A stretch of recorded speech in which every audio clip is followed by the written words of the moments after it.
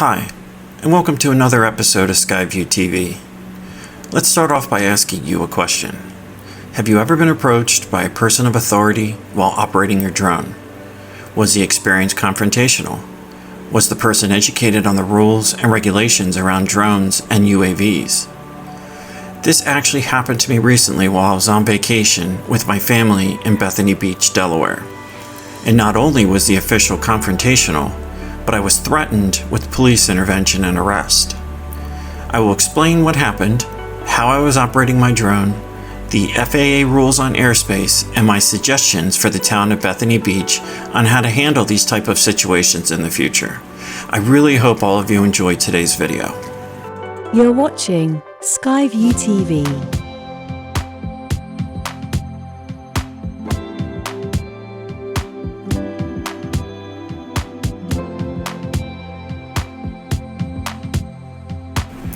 Now, it goes without saying that we have all seen people operating their drones in a reckless and unsafe manner. It happens, and it can be frustrating for not only the city officials, but even individuals as well. There is really no easy solution to this, but like other laws and regulations, there are a series of steps that you can take to report these people to the FAA. During mid-June, my family and I were staying in Bethany Beach for our annual vacation. We have been visiting for the past 15 years, and for those who have never heard of Bethany Beach, it's really a small family-oriented town just north of Ocean City, Maryland. I have been operating my drone there for the past few years and have had no issues. And those that have seen my Instagram and videos on this channel will know that I'm primarily a landscape photographer. I am licensed and my fleet of drones are all registered with the FAA. To be fair, Bethany Beach is having their share of issues with younger kids disturbing the peace, resisting police, and harassing visitors lately. It's gotten to the point where I cannot recall ever seeing so many police officers and beach patrol officials before. They are everywhere, on the beach, the boardwalk, and patrolling the town square.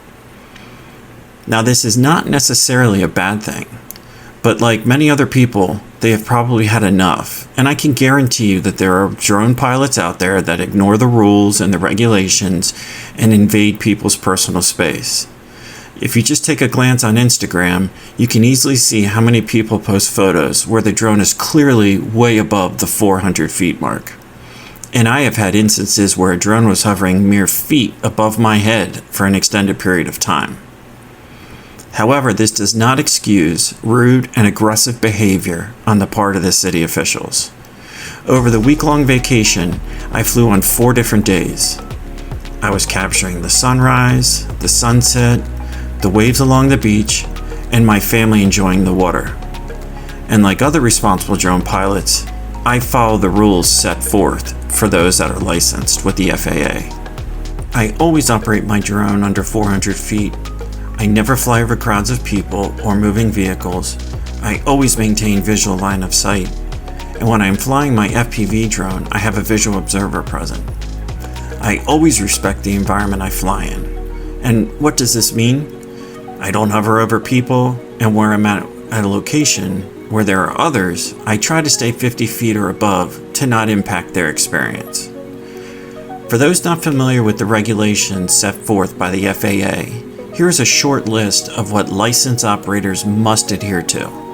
I will provide links in the description below to the full list of the FAA's rules, regulations, and guidelines. For drones that weigh 250 grams or higher, the aircraft must be registered. There are 2 classes of pilots. You have recreational and you have Part 107.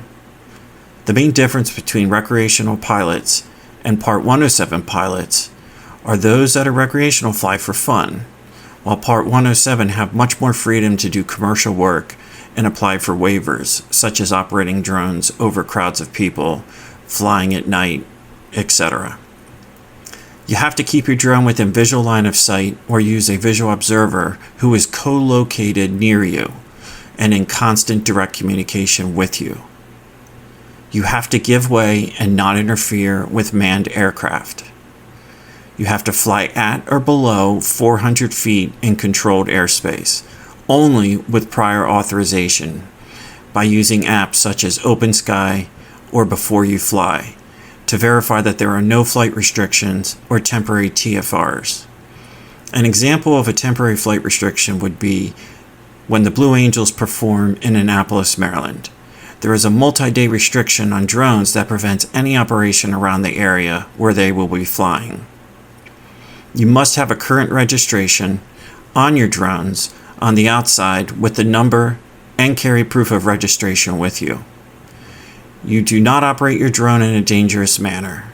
For example, do not interfere with emergency response or law enforcement activities. Do not fly under the influence of alcohol or drugs. Now, while this is not an exhaustive summary, it doesn't take a rocket scientist to figure out what the FAA is trying to do. They're asking people to respect the environment, respect others, and respect the fact that they want to enjoy the space as well as you do. On the day I was approached by a beach patrol official, I was flying around 260 feet and maintaining visual line of sight. I was also flying over the sand dunes so I could capture the waves along the beach, as you can see in this video. For those who think most drone pilots are spying on you, think again. Most of us could care less what you're doing, and in reality, you're really not that important. As you can see, it's impossible to recognize anybody on the beach from this height. Now, as this Beach Patrol official walked up to me, I was immediately being bombarded with, and I'm going to quote, "You need to land that drone now. It's illegal. You are not allowed to be flying in city limits, and if you do not comply, I will call the police and have you arrested." I tried to explain to him that I was standing on property that I had permission to be on, that I was licensed and operating in accordance with FAA guidelines. I also tried to explain the rules governing airspace. He literally refused to listen to me and just continued to get more aggressive. I asked who could I talk to, and he refused to give me anybody's contact info. I was told, and here's another quote, "You need a permit to fly in the town of Bethany Beach, and we do not issue permits to drone people because we hate drones and do not want them flying around. So give it up and move on." Now at this point I was fuming mad, and I told him that he needed to give me somebody's contact info immediately. He pointed me to the head lifeguard station, and upon arrival, I explained the rules of operating a drone, showed them the FAA guidelines, my license and registration. And as a side note, anybody can demand to see your license and registration, but drone pilots do not have to comply with this if they do not wish to. But I have found that being open, honest, is really the best way to avoid situations that could escalate out of control. Now, by the time we were done, they both admitted that there was very little they could do, and I was back to finishing flying my drone. The second to last day, the exact same beach guard official approached me again and was even more heated, to the point where I thought we were very close to a physical altercation. Now at this point I finished what I was doing, packed up, and just decided to contact the city council. I have sent emails, left voicemails, and nobody has bothered to ever call me back. My hope is that this video makes its way to them somehow, and they will have a better understanding of what is occurring on a regular basis and how so misinformed their beach patrol is. Before I wrap this video up, here is my suggestion on how they could handle these type of situations in the future. I will be including links to the FAA Law Enforcement Response Guide that outline what officials, police officers, and even private citizens can do when encountering a reckless drone pilot. You need to study this and make sure all of your employees understand the law and not what you think the law is. Specifically, one of the biggest misconceptions that I have found is airspace and who owns it. In the United States, the Federal Aviation Administration has the sole authority to regulate all airspace, exclusively determining the rules and the requirements for its use.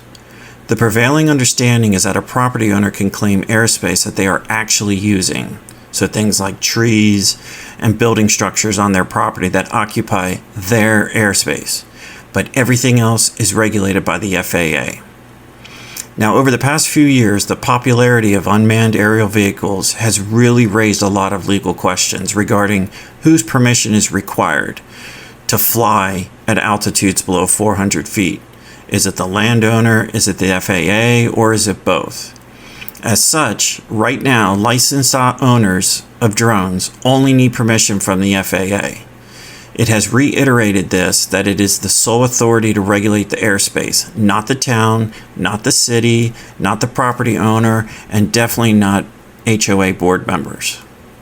Now, we could get into a much more deep conversation about airports, controlled airspace, TFRs, but really that's not the issue here that's being discussed. So finally, here are my recommendations to the officials of what they can do when they encounter a drone pilot. You are allowed to ask the operator if they are licensed or not. Technically, the operator does not have to show you their license. You can ask them, where are they flying? What are they doing? You should verify that they are taking off and operating that drone from a safe place where they have constant visual line of sight and permission to be on the property they are operating from. If you're able to find out the drone make and model, you should take note. If it weighs over 250 grams, they must be licensed to operate it, either as a recreational flyer or a Part 107. If it's under that weight, please take note that they're allowed to fly it without a license, but they still must operate it in a safe manner. When I say safe manner, you don't fly right over people's heads, over moving cars, crowds, etc. If you believe they're operating in an unsafe manner, record any evidence that you can, including their information from a police officer, and report them to the FAA. My suggestion, first of all, don't be confrontational, don't be aggressive, and don't be nasty. It really does nothing to help the situation. And let's be honest, not knowing the rules of airspace makes you all look very incompetent. Ask questions, verify the property they're standing on, and take notes of what the FAA would need if you were to file a report. But the bottom line here is your officials are in the wrong, quoting wrong information and escalating situations when they should be trained in de-escalation. If you have made it this far into the video, I would really like to thank you for listening, and giving me a thumbs up really helps out this channel. I encourage you to leave comments if you've encountered situations like this before, what has happened, and how it was resolved. Us drone pilots have to spread the word and educate as many people as possible about this subject. There are far too many city officials, police officers, private landowners, and even HOA board members who continually threaten and make rules that cannot be enforced. I hope to hear from all of you soon, and I thank you so much for watching.